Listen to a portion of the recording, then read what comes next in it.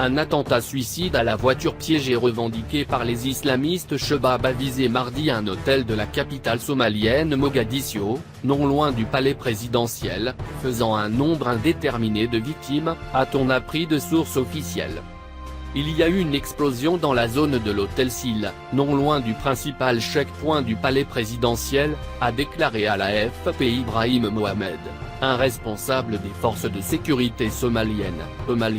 J'ai vu une voiture se diriger à toute allure vers la zone, a déclaré à l'AFP Elmi Ahmed, un habitant de Mogadiscio témoin de la scène. Un énorme nuage de fumée et des flammes se sont ensuite élevés dans le ciel, il y a eu une énorme explosion. L'attaque de cet hôtel a aussitôt été revendiquée par les Shabab, affiliés à Al-Qaïda et qui ont publié un communiqué sur Telegram, une messagerie cryptée prisée par les djihadistes.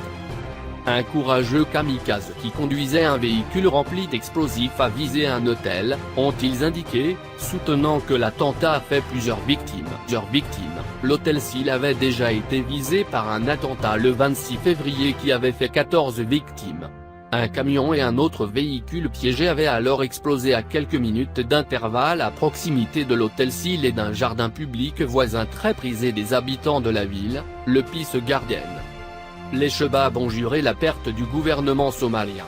Mais confrontés à la puissance de feu supérieure de la force de l'Union africaine en Somalie, AMISOM, déployée en 2007 en Somalie, ils ont été chassés de Mogadiscio en août 2011.